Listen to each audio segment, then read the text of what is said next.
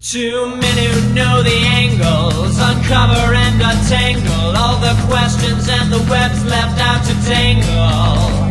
Be in 1962, last Wednesday's afternoon, they'll bend your ears with reckless self-abandon.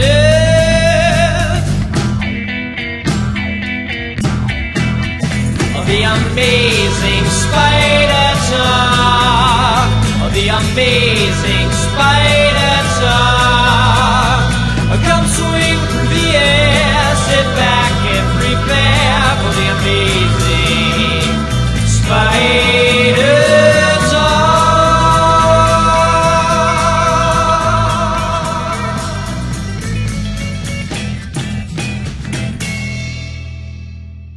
Hello, I'm Dapper Dan Gvozden, and I'm the founder and editor of AmazingSpiderTalk.com. And I'm mischievous Mark Ginocchio, founder of the Chasing Amazing blog and author of 100 Things Spider-Man Fans Should Know and Do Before They Die. Thanks for joining us for Episode 8 of the second season of the all-new Amazing Spider Talk. We hope you enjoy this podcast and that it provides an intelligent conversation between two fans and collectors as we look at the Spider-Man comic universe in a bit of a bigger picture. Yes, Dan, and in this second season of the all-new Amazing Spider Talk, you and I have been taking a look at how Spider-Man hit the big time during the Stan Lee and John Romita Sr. run on the title.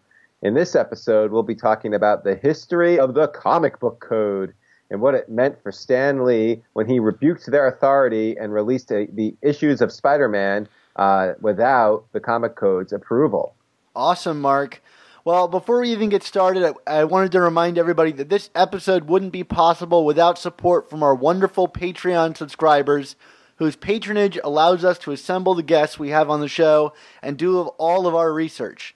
So if you enjoy the show and want to help us continue while getting amazing bonus content and additional episodes that we never release publicly, be sure to go to our show notes and check out our Patreon page and consider joining our team. Yeah, and this week we want to thank our new Patreon subscribers who made this particular episode possible. Thanks to the following Spider fans for joining our team. The first off being Jonathan Osborne. Ooh, that's a scary last name, Dan. We've also got Jeremy Bong, maybe scary in a different way, especially talking about these issues we're about to talk about. Yes. Next up is probably going to be a name I butcher in my own special way. It's Steve Barkema. Is that related to Buscema? Or Buscemi? Oh, there you go. Well, anyway, we've also got Jason Alvarado. And then this last one, I'm going to guess this is an alias, is Moncton Spidey. Yeah, he's a cosplayer. Okay, very cool. Well, welcome aboard. Well, welcome, everybody. Thanks again for joining our amazing Patreon team. Well, like many of the issues that we've been talking about this season, Amazing Spider-Man numbers 96 to 98 that we're going to be talking about today can be found in your local comic shops, on Marvel Unlimited, and on Comixology. So basically, anywhere you can find comics, you can find these magazines. So we hope you enjoy our newest episode entitled Rejecting the Comic Book Code.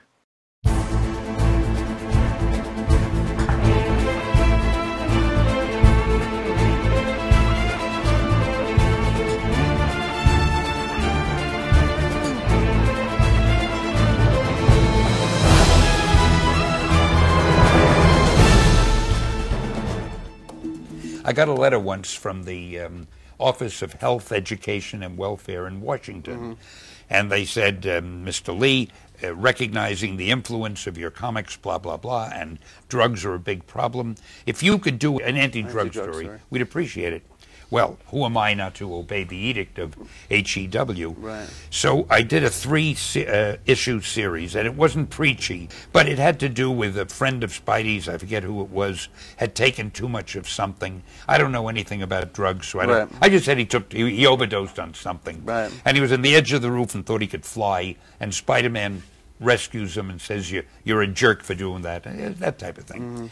And it was part of a bigger story with a villain and so forth.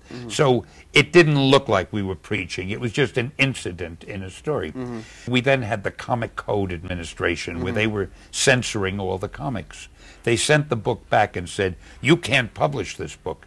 I said, we won't put our seal of approval on. I said, why not? They said, well, you're mentioning drugs. I said, we're not telling kids to take drugs. Right, showing the and I said, effects. I was asked to do this by a branch of the federal government. Right. Sorry, you can't do it. Well, it's one time when I was very proud of my publisher. I said, Martin, I want to put these books out anyway. And he said, well, go ahead and do it, Stan. And we put them out without the seal. They sold beautifully. We got letters from church groups, parent teachers, so everybody loved it. Right. And a funny thing happened there, too. The New York Times gave it a good write-up. Now, as you probably know, when the New York Times has a feature story, other papers around the country Pick up usually on it, pick sure. up on it. Well, I would get clippings from the other papers, but what they would do, so often they would headline their story something like, Marvel Comics drug issue causes controversy. Right. And in looking at the headline, you would think that we were pushing Pro-drugs, drugs. right. So I learned that there's no good you can do that doesn't turn into something you're embarrassed by later.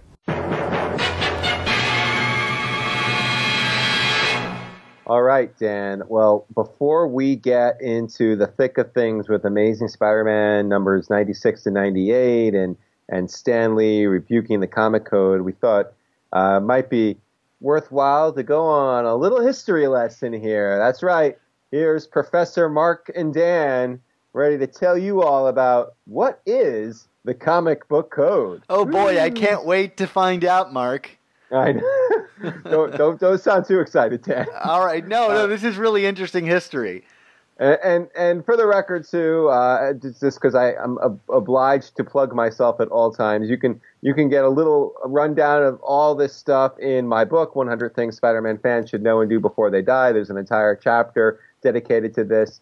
Not that we base our podcast shows around chapters in my book, Dan. That would be silly. I just want to say, everybody, even when we're not recording, every 5 minutes in conversation, Mark brings up his book. It's the one thing I got, Dan. All right, Mark, why don't you tell us about this section of discussion that's definitely not from your book? Yeah, right. If we're going to talk about what the comic book code is, we got to start back in the early 1950s with a man named Frederick Wertham, who was a German-American psychiatrist and doctor who wrote a book called Seduction of the Innocent. I just want to say, if you're a doctor writing a book, especially a German-American doctor writing a book called Seduction of the Innocent, maybe we shouldn't be listening to you. That's right. Well, no one who speaks German could possibly be evil, Dan. Simpson quote. Anyway, so in this book, the general thrust of it was that Dr. Wertham here thought that there was a lot of corrupt and immoral behavior found in comic books. And Wertham became basically a crusader against what was viewed as this immoral activity, mainly things like sex and the occult and, just bad influences all around. I don't think books like Superman or Batman were the subject, although there was some Batman and Robin stuff in the 50s that was a little strange. Not that there's anything wrong with that. No, there's nothing wrong with that. But I think this is more so like the monster mags and kind of like the pulp magazines of that era, where a lot of this stuff that Wertham found objectionable was found. Wertham's crusade ended up actually resulting in a congressional inquiry into comic books. I mean, so this reached all the way up to the federal level. I mean, before they were constantly trying to repeal your health care, they talked about comic books in Washington, D.C. So we have a clip from the Senate hearings here to give you a taste of what those sounded like. I bet this was really exciting. It is my opinion, without any reasonable doubt and without any reservation, that comic books are an important contributing factor in many cases of juvenile delinquency. 2 decades ago, my late father was instrumental in starting the comic magazine industry. He edited the first few issues of the first modern comic magazine, Famous Funnies. Famous what? Funnies. I was the first publisher in these United States to publish horror comics. I'm responsible. I started them. Some may not like them. That's a matter of personal taste. It would be just as difficult to explain the harmless thrill of a horror story to a Dr. Wortham as it would be to explain the sublimity of love to a frigid old maid. What are we afraid of? Are we afraid of our own children? Do we forget that they are citizens too, and entitled to the essential freedom to read? Or do we think our children so evil, so vicious, so simple-minded, that it takes but a comic magazine story of murder to set them to murder, of robbery to set them to robbery? Mark, these hearings really remind me of, like how people talk about video games these days. Whether you find that valid, criticism of video games valid or not, it seems like whatever kids are into is always going to be a target for someone trying to convince us that they are the ills that, turn kids mad, if you will. Right. Always got to scapegoat something. Can never be deep-seated issues in society. Anyway, so as a result of these inquiries and hearings, in 1954, the Comic Code Authority, also known as the CCA, was founded. And basically, the CCA oversaw the comic book industry, and that they mandated that comics needed a seal of approval, quote-unquote. And to achieve that, comics needed to basically eliminate all references to drugs, gore, sex, and my favorite, the occult. Probably when we're talking about mainstream comics, like the stuff that DC and Marvel was pumping out, or Marvel's predecessor, probably the topic most impacted by these mandate was the occult, because, Marvel especially was pumping out these like monster magazines with vampires and werewolves and creatures of the night, and that was considered no bueno under the new CCA. They were so that caused a major shift in how especially Marvel did their comics, and in many ways probably led to the creation of the superhero line of comics, because they needed to kind of come up with the next big thing. And there were consequences if the comics didn't get this seal of approval. Basically, the main thing is if it didn't get the seal, it basically was kind of like a black mark or red flag that was sent out to the distributors or the vendors who sold the comics on the spinner racks and what have you. And, if something was viewed questionable, the vendor would have the right to refuse to sell the comic. Like, it was still their choice, I guess. But, basically, if they got the list of what was shipping out that month and they saw that something did not have the seal of approval, in all likelihood, they wouldn't carry it. So if you were one of the big two and you didn't get the seal of approval on your comic, that meant that you had a major title that likely wouldn't be sold in stores. It's like getting an NC-17 rating on a movie today. A lot of venues won't carry that kind of movie. And even with Saga recently, there was something like this, right? Yeah, I think that it was in the iTunes store or iBooks, whatever, one of the Apple stores, where, Saga obviously has very edgy artwork, especially, and edgy themes. And I think there was one of Fiona Staples' creations on a cover that was viewed, I guess, sexually explicit, and Apple refused to carry the title. And I mean, that's a major digital distribution center for comics.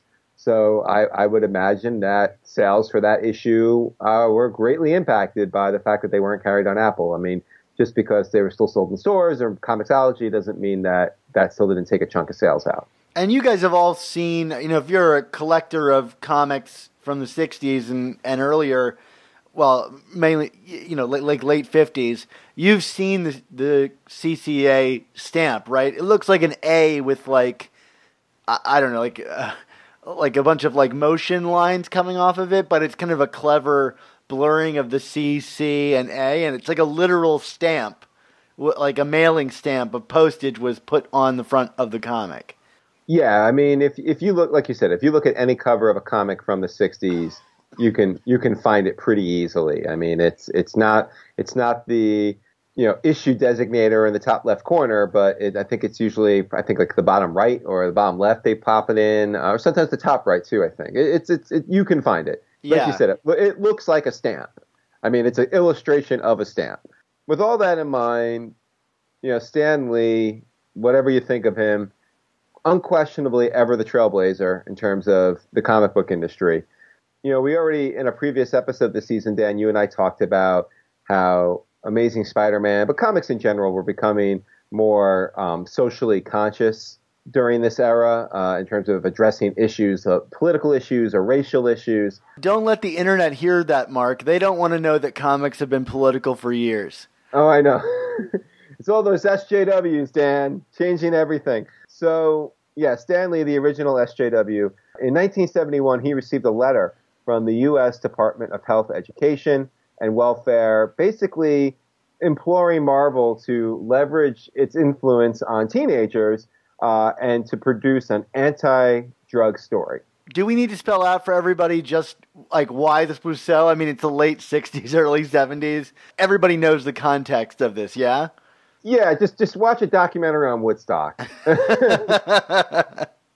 Let's just say there was a lot of drugs going on in America, especially in the late 60s, early 70s. A lot of psychedelic drugs, obviously marijuana, but other stuff. So, obviously the federal government, that once spurred comic books for being, trashy kid books, now finally came back to the comic book industry and said, you have an influence, can you use it?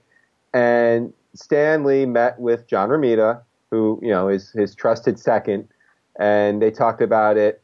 First they talked about it in terms of, well, what kind of story would we do?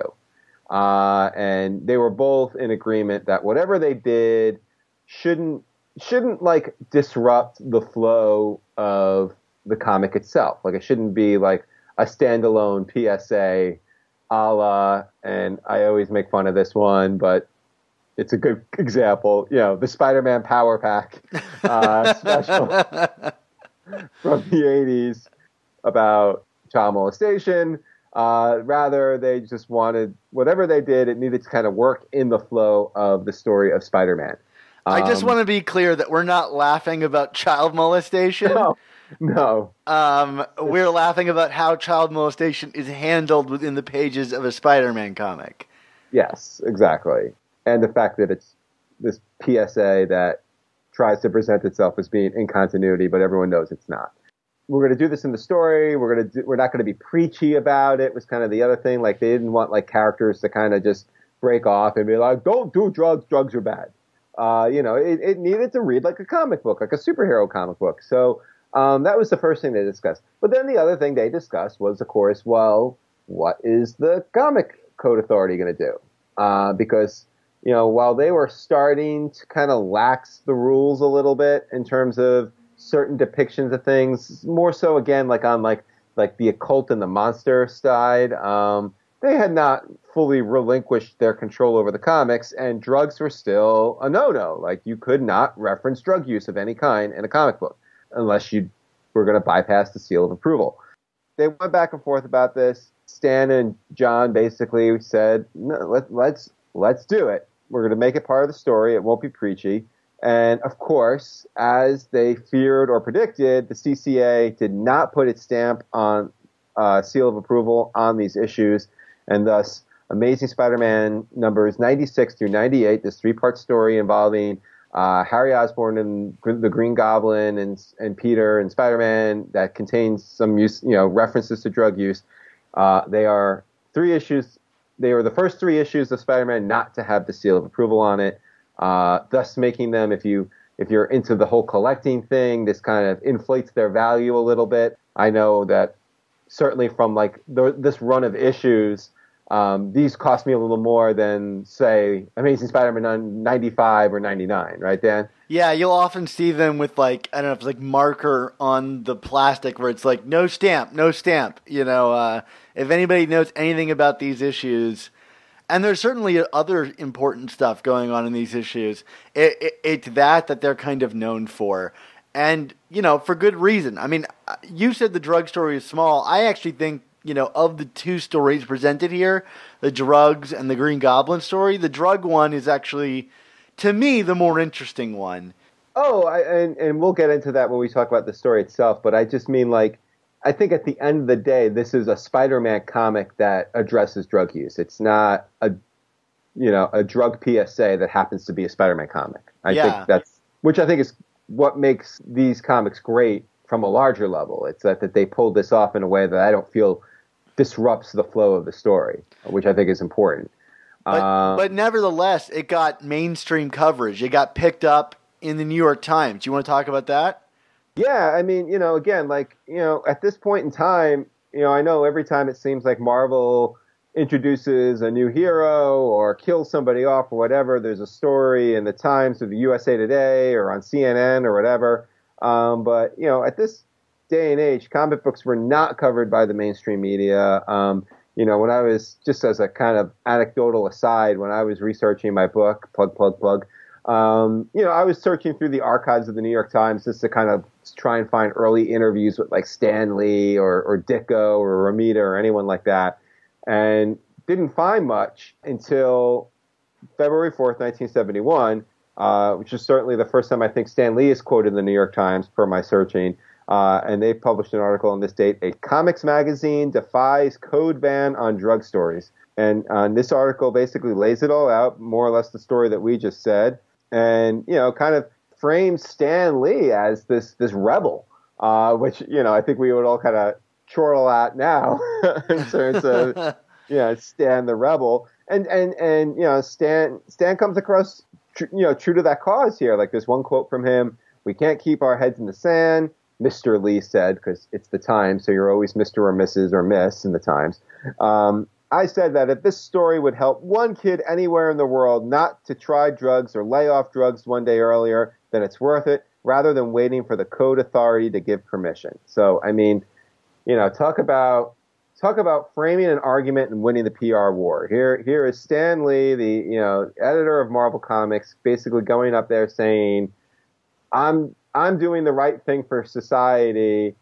I don't care what some stupid comic code authority says. And, we'll talk about this a little bit after we discuss the issues, but the upshot of this thing is basically by pushing ahead with this and getting this attention that they did, Stan and Marvel successfully destroyed the CCA. And they more or less became completely neutered in terms of their authority over what comics can say or do. So these are significant issues, Dan. Yeah, they didn't just change Spider-Man, they changed like comics as a medium, in general. Not to say that all comics were adhering to this at the time, but it was a form of censorship. It was preventing stories from being told, which I feel like is never good for any kind of art form. And I think we're going to talk about Spider-Man and what happens to him in these issues, but like that's all very secondary to a huge upgrade in freedom for comics as a medium. And we'll talk in our next season about kind of the change from the Silver Age to the Bronze Age and things like that. But you could almost say that this move right here allowed for these things to really happen, because comics could finally address a broader range of societal ills. I agree with that, Dan. And I mean, again, not to jump ahead into potential topics for season 3, but, people like to basically say that the death of Gwen Stacy was marked the transition from Silver to Bronze Age. And, it's certainly a watershed moment for comics. But, I think just as compelling of an argument could be made for these 3 issues as kind of being the turning point in comics in terms of the tone and the themes of the stories. So, like I said, these are big stories, and they happen to be good comics, which I like to go back to. I mean, it's a Spider-Man Green Goblin story primarily in terms of Norman Osborn regaining his memory. And, per our last episode, Dan, not everyone read that spectacular Spider-Man magazine number 2. So, and they don't even really reference it that much in these issues. So, for a lot of readers, this was the first time Spider-Man fought the Green Goblin since that, phenomenal 2-parter in 39 and 40 back, years earlier that, when Romita's first story basically on the book. Like in their 5 mind, years earlier. Yeah. So, I mean, this is like, the return of Norman Osborn to the Green Goblin for a lot of people, and that in itself is a watershed moment. I mean, because this is kind of, I feel, starts that acceleration towards establishing Norman as the guy against Spider-Man. Like we kind of had it when he got his identity, but we never truly saw what the consequences were of Norman knowing Peter's identity, because he had amnesia immediately after that battle. But now it was kind of back out there again, that he can regain these memories and strike at the heart of Spider-Man, and it made that character just that much more unpredictable and threatening, which would, of course, later be played out in Amazing Spider-Man number 121.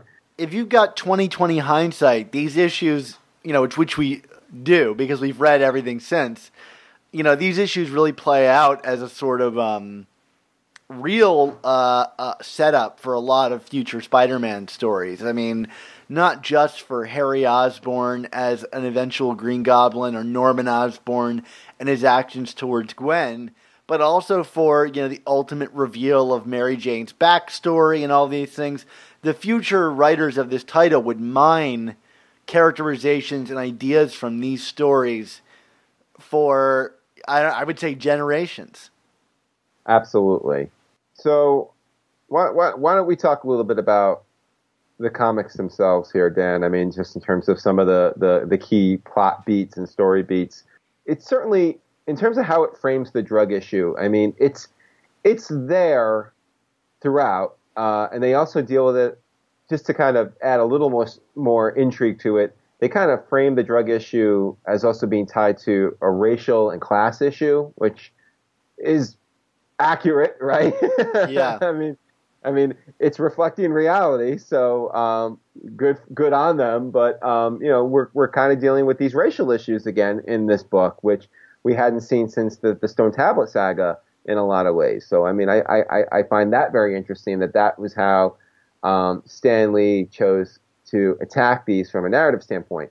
It's also worth noting, just from a technical standpoint, that the pencils on this are Gil Kane. This kind of, I think, had done a couple of issues prior to this on the book, but this kind of marked Gil's beginnings on this book, although like he and Romita switched off a lot. I think our conversations with Jerry Conway seem to indicate that Gil Kane sometimes had a hard time setting the story visually, so Romita would kind of come in and redo a lot of it.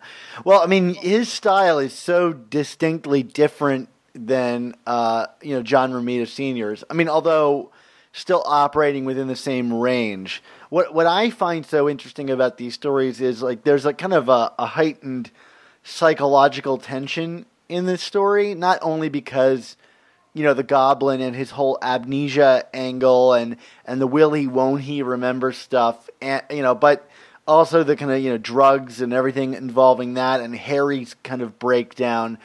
But his panels are kind of very densely packed. There's stuff in the foreground, middle ground, and background of these images in a way that I don't think Romita's kind of more clean, open panels and rounded characters ever really reflected. People's faces in this are just like worn. There are like lines of exhaustion on these characters' faces. Yeah, these are very avaricious characters in terms of their physical features. There's an SAT word for you.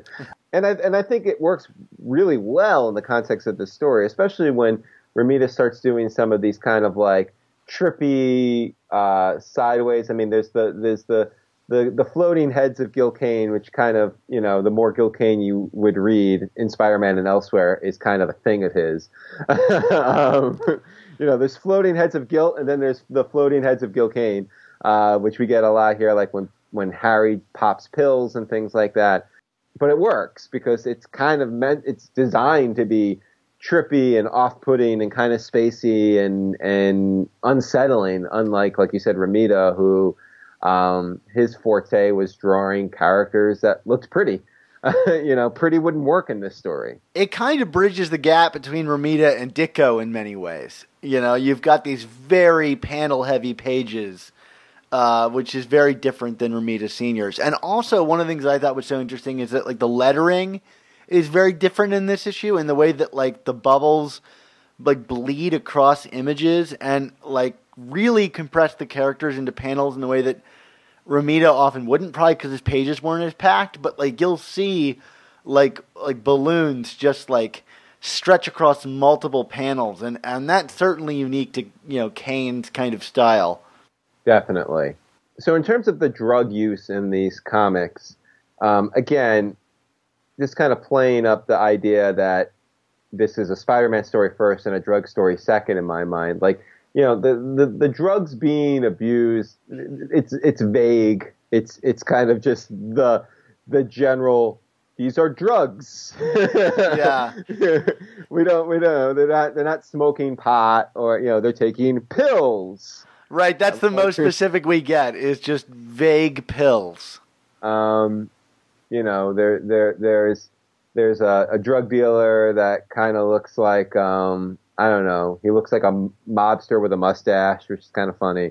Like, come here, kid. A very high-end, yeah, like he would sell you like a lollipop, like a fancy lollipop, more likely than drugs. So this big mustache and hat. Grinder. He's an organ grinder who sells drugs. Yeah, which is really interesting, at least to me, in a book that like starts off really leaning into the racial element of drugs, right? Like the clear point Stan is seeming to make is that like drugs affect the black community predominantly, but also can impact rich people as well. And so you've got this rich-looking drug dealer, this organ grinder, if you will, selling drugs to Harry, and he's very influenced by it. And, I thought that was a really interesting message to kind of get across. I think it kind of does short shrift to how impactful drugs were on the black community, but it is taking an angle nevertheless. Yeah, and I think Harry is the perfect subject to build a story like this around. I mean, like, up until this point, Harry is kind of pitched as almost like the anti-Peter. He's obviously Peter's age. He's a little awkward and probably would be an outcast except for the fact that he has money. So that gives him social standing and popularity, whether it's warranted or not. And thus, when he becomes rejected in the story by Mary Jane, it rather kind of like the whole power and responsibility thing, rather than I don't want to say being I guess rather than making the responsible choice in how to deal with his problems, he turns to drugs. And I feel that just kind of makes sense for the character. Like he's clearly a weaker version of Peter in terms of character and moral fiber. Not that he's a bad person, but he is more easily willed into a bad decision, I think is probably the best way to put it, right? Yeah, and it comes to a great head in this story where he like confronts Peter about Mary Jane in a scene that would kind of be adapted for the first Spider-Man movie, where we very much got a jealous Harry, and that would ultimately be his demise to become the Green Goblin in the first series of Spider-Man movies. And I think it's really interesting that kind of shows up here. And with the power of 20/20 hindsight, this is kind of the beginning of Harry's undoing. Yeah, definitely. And this whole idea of Harry dealing with addiction and having a relapse, I mean, it would ultimately be the setup. When we talked earlier about mining these stories, I mean, it would be the ultimate setup to what kind of triggers Norman's episode in the Death of Gwen Stacy storyline. Because Harry gets hospitalized again for kind of falling off the wagon or on the wagon, or sorry, now I'm quoting Seinfeld. Something I always like to kind of poke fun at with these issues is the fashion. Oh boy, is this worse than the tank top, or is the tank top still the worst Peter Parker outfit? Are you talking about the JR tank top from the Stern era, or I was thinking about that, or even McFarlane does it, I believe, as well. Oh, that's true. That's right. I kind of think this is worse because, like, I mean, the tank top is kind of silly and frivolous, but there's a timelessness to it. This is so 1971. Do you want to describe it? Yeah, I mean, none of these characters are ever seen in the comics wearing stuff like this again. I mean, you got Peter with big gold chains and multicolor, vertically striped shirts and vests that look like, I mean, it's almost like a furry vest he's wearing at one point. I mean, it's pretty hideous. And I never realized that Peter was such a fashion plate. We get a lot of big character development for Mary Jane in this story, she had been kind of, I wouldn't say a background character, but she didn't have a lot of big changes going on for her, I guess, for a little while up to this point. And here we get to see a couple of interesting facets about her.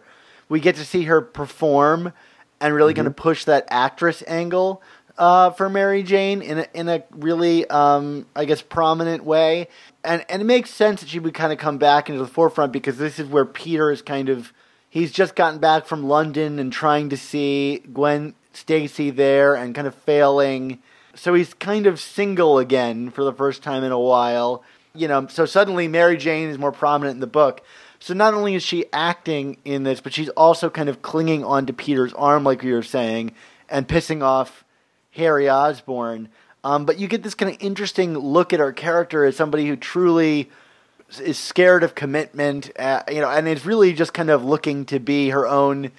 You could maybe call her a feminist, but the book seems to brush past the feminist thing and really be like she's kind of a backstabber in a way that she doesn't respect her relationship with Harry.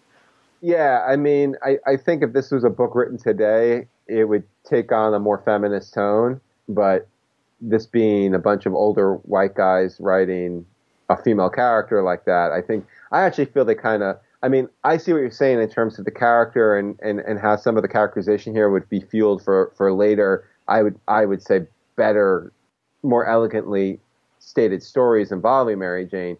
But in a lot of ways here, I kind of feel uncomfortable reading some of MJ's stuff here because I feel like in a lot of ways she's almost painted as a villain here. Like it's, like her, she's basically making a play for Peter now that Gwen's out of the picture. I mean, the corpse is barely cold at this point, I guess. Although she's not dead, but you know what I mean. She's not quite dead. No, and just dumping all over Harry, and there are elements of that kind of female empowerment here, but I don't feel this is ultimately fueled by female empowerment, and Peter kind of like turns around and fairly or unfairly blames MJ for Harry going into drugs. Like, you were such an ass to him and look what happened to him. And it's like I said, it's just uncomfortable. I think it's the best word I can use describing the interaction here. It's like, I read this and I'm like, ugh, like this needed a little lighter touch and a little more elegance. And instead it just kind of feels like, let's just dump on the woman for screwing everything up. Yeah, and it's particularly ill-defined, too, because, up until this point in the pages of this comic, the characters have kind of all been, like, casually dating each other, in a way that I don't really think exists in dating culture today. It's like, I'm dating him tonight, and I'm dating you tomorrow night. And so you can't really pin down whether it's that Harry is, like, upset in an unjust way, but the book kind of paints it that way, that they get something a little more official. At least Harry thought so, and maybe Mary Jane didn't. She has a line, she says, I'm not anybody's woman, I'm my own woman. And it's an interesting thing to see, kind of like, I don't know if this is the time of like second wave feminism, but you can kind of read a bunch of different things into it, and I don't know if we're reading much into it just being male creators, but there's something interesting going on here with the character that would, again, ultimately be followed up on in the Tom DeFalco Ron Friends run, as we've discussed on the podcast multiple times. Right, and probably we'll discuss at length in a future season. These topics are never old. No. Yeah, so it's like I said, that to me is a little uncomfortable, but then, we get some interesting stuff, obviously, with Norman Osborn here. I mean, I feel like this is the really true first time in the comics we get this idea of like the goblin or Osborn having different layers throughout the city. I mean, what initially triggers his episode here is he's at the play where MJ is performing, and I guess backstage is one of his hideouts where he keeps his stuff. Well, they're very sure to tell you that he bought the theater at the beginning of the story, so that's not just some random theater he decided to put the goblin costume in. Like you do. Somebody's just opening the janitor closet and is like, "What is going on?" Well, I guess I'm gonna die now. Yeah. Yeah. So I mean, and that would obviously play out again in 121. I mean, I'm sure if we had Jerry Conway back on again, we could, if we want him to talk about 121 again, I mean, he would probably mention that he mined a lot of the elements from this story to kind of fuel the setup of that one, because I feel like they really do play into each other ultimately via the power of hindsight. There's another element to this story that he mined that I particularly liked, is that there's a sequence in, I think, issue 97 where Peter contemplates revealing his identity to Aunt May because she's getting more hip, which is kind of all part of this whole, like, making Aunt May a bit of a younger character as she would slowly become over the years, or at least less heart attack prone. And because I think they were like, we're done mining this story.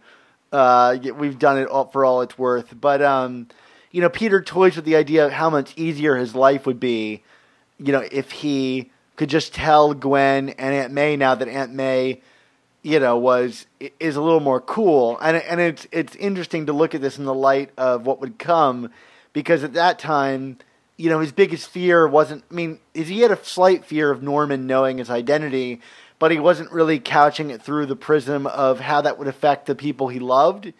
His biggest fear was just Aunt May finding out and the heart attack of it. So you could see the pieces lining up to have his entire perspective about why he keeps his secret identity so near and dear to him kind of in the pages of this issue. I feel like this comic should be prefaced with a sign that says it's been this many issues without Aunt May having a heart attack. I mean, definitely turning over a new leaf for that character, kind of coming on the heels of a few issues earlier. Like this comic, I also like a lot of the Robbie and Jonah interplay in this issue. Like, I think this is like one of those good storylines where Jonah becomes less of a caricature and more of a complex character in terms of how his approach. Because, basically at one point when Harry is admitted into the hospital, Jonah asks Robbie, like, well, what's the story here? And Robbie lays it out that drug abuse is a problem for everybody. It's not just relegated to, poor communities and ghettos and whatnot. And Jonah is like, then write that story, even though the obviously the implication is with Norman Osborn being this powerful businessman, that putting a story like that in the paper would embarrass him and his family and his legacy. So yeah, and he's also a friend of Jonah's. Exactly. They're from the Gentleman's Club. Season 1, people. Again, like you were saying, I mean, like, we have stuff with MJ, we have stuff with Aunt May, we have stuff with Harry, we got stuff with Jonah and Robbie. Norman is just a maniac. Spider-Man steers him with his thighs on the glider, which I still don't understand the physics of that. Lot of thigh steering in this comic, right? Even on the cover. Yeah. It's like Spidey just jumps on there and that glider just follows his thighs. And ultimately, Spider-Man would use those thighs to glide Norman to Harry's hospital room and force him to see his son knocked out and dealing with I guess an overdose.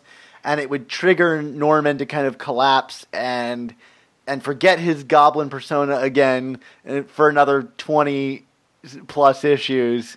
There you have it, the end of the story. And, Harry would kind of wrestle with this, again for another 20 issues or so. Have we seen Harry dip back into drug use other than just the goblin stuff anytime since then? No, but I mean, obviously all of his relapses into becoming like the second Goblin, I feel, were fueled by drug abuse, right? I mean, that's... Yeah. And certainly like the Child Within and stuff like that. But no, I don't. I think since his return from the dead in Brand New Day, I don't feel like we've had any Harry might be using again type stories. Yeah, although we certainly flirted with saying there's something up with Harry. Although it seems certain now after 800 that there was nothing really untoward going on with Harry Osborn. Right. Yet. Right. Yeah. It's comics. So, Mark, where did this, story go? You hinted at what the fallout was. What, this story's great. We really like this book, but what did happen ultimately? Right. Well, like I said, I mean, it basically between Marvel defying the code, the authority, and this comics being carried and distributed and sold regardless, that kind of neutered the authority. But beyond that, like this Marvel won the PR battle, which is, here we are almost 50 years later, and that's still important. They won the news cycle, you know what I mean? Yeah, right.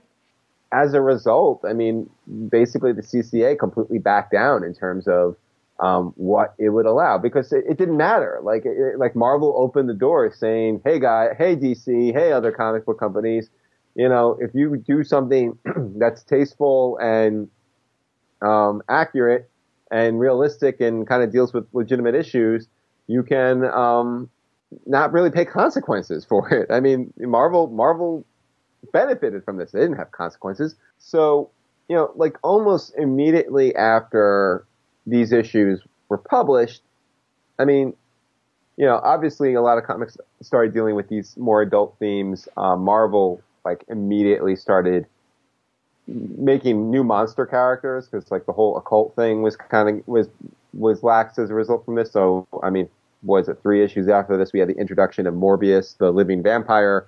And then soon after that, Marvel's publishing books like Tomb of Dracula, Werewolf by Night, other books like that. We have Jameson's Kid becomes Man-Wolf. Again, these were all things that were essentially outlawed by the comic authority prior to this.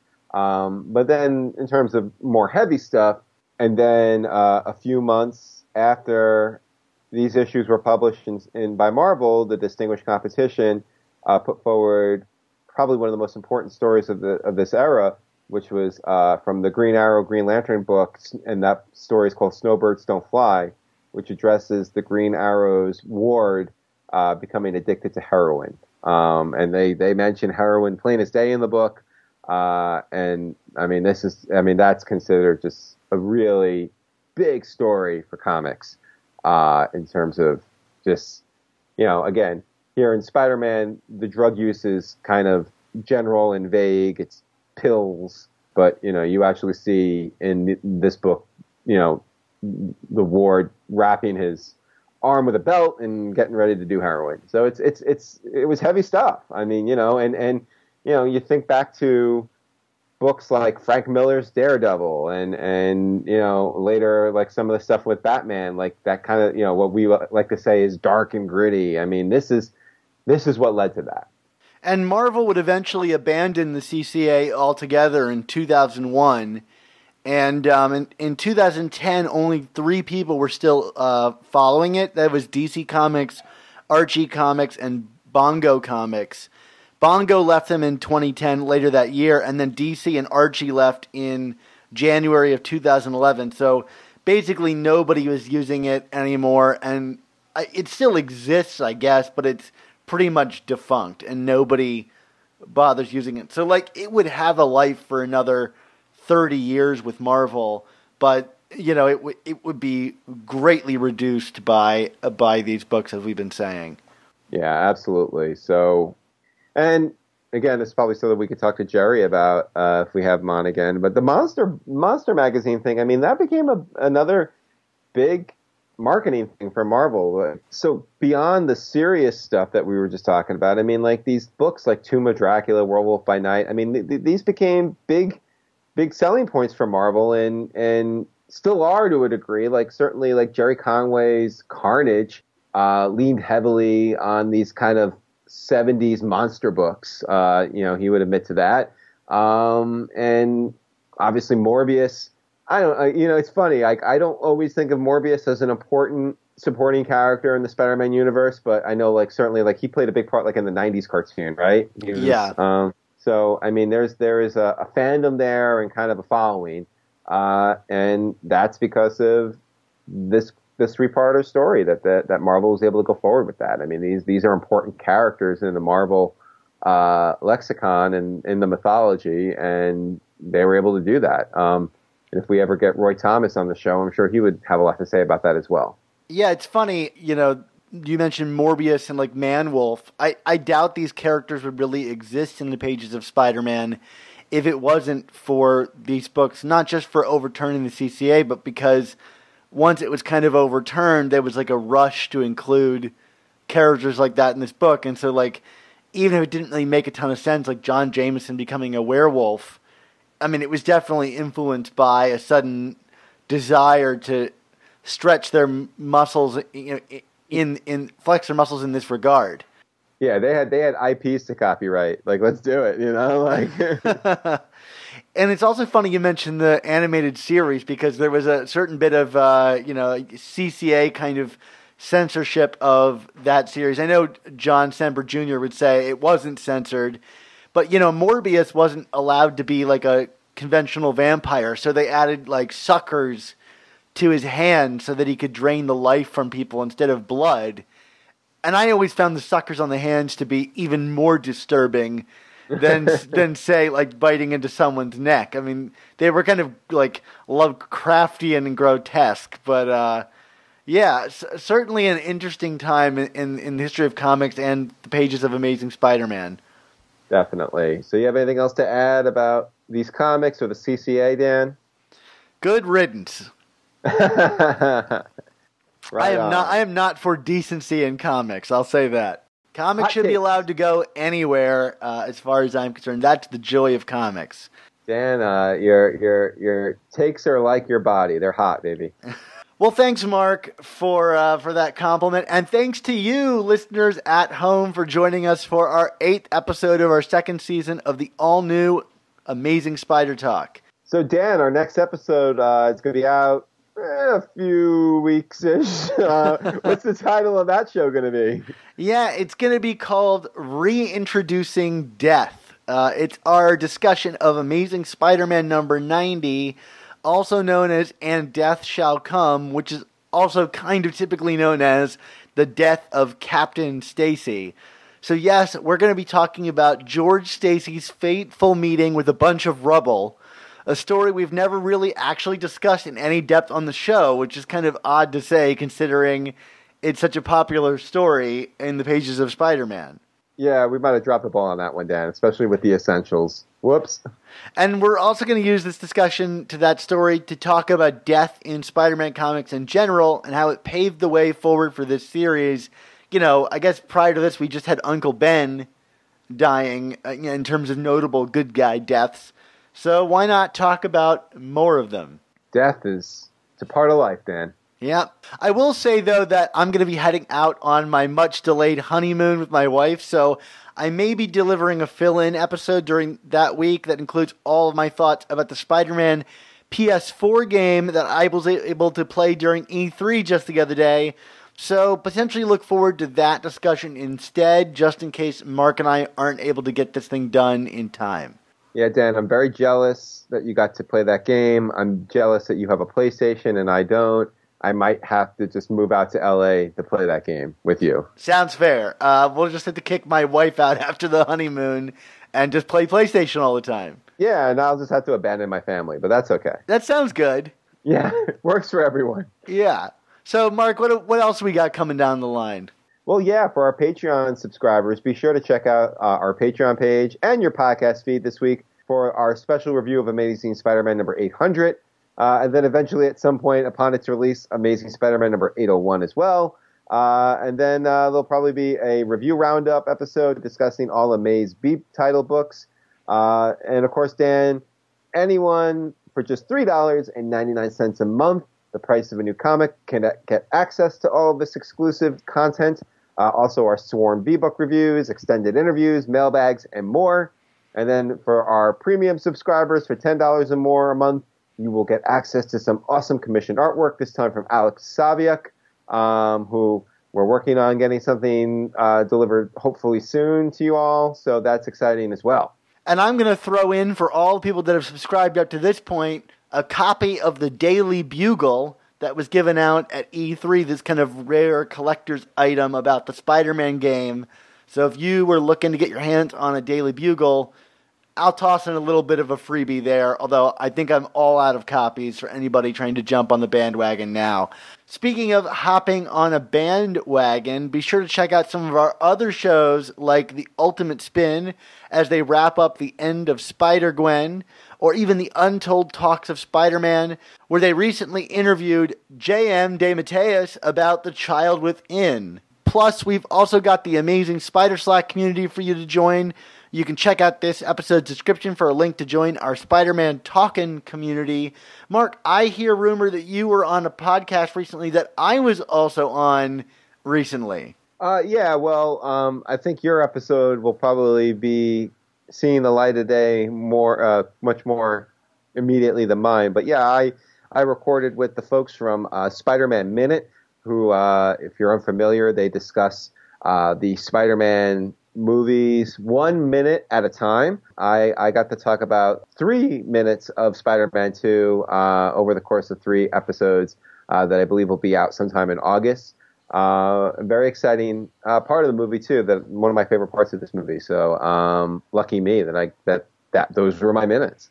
So if you thought we were exhaustive about a topic, these guys are talking about these movies 1 minute at a time. We've got another kind of giveaway for everybody out there. If you were one of those people that couldn't get your hands on Amazing Spider-Man number 800 and want a digital copy of it, Mark and I are going to be giving away some digital copies of that $10 book. Or if you have like a friend you want to give a copy to check it out as we end Dan Slott's run, if you leave us a review on iTunes and tweet us a picture of you typing in that review into the review field, just take a screenshot of it and send it to Mark or I on Twitter, we will send you one of our digital codes for that book. So, hey, that's a $10 book. That's not nothing. Indeed. That's free money, man. Yeah, so Mark, if people wanted to tweet those things at you or get in contact with you or follow you anywhere, where would they do so on the internet? Well, of course, you can find me on Twitter at Chasing ASM Blog. You can find me on Chasing Amazing Blog and Amazing Spider Talk. And you can get my book, 100 Things Spider-Man Fans Should Know and Do Before They Die. Dan, how about you? A lot of the same places, Mark. AmazingSpiderTalk.com. We'll have our final review of Dan Slott's run, 801. I don't know which one of us is handling that, Mark. It might be me if you're honeymooning, Dan. Yeah, that does make a lot of sense. I'm sure my wife would not be happy about me writing a review of the Spider-Man comic on our honeymoon. Editorial decision-making on air. This is what it's come to, folks. There you go. So look forward to that on AmazingSpiderTalk.com. And otherwise, you can reach out to me on Twitter at @SupSpiderTalk. Mark, we always want to make sure that we remember the oldies, the classics, and that most classic of phrases that we like to end our show on. I'm going to give you the duties of, chanting it. Would you say that this mantra has been approved by the Comic Code Authority, Dan? I think they would approve. All right. Well, with their approval, let me just say, with great podcasts must also come the all-new Amazing Spider Talk.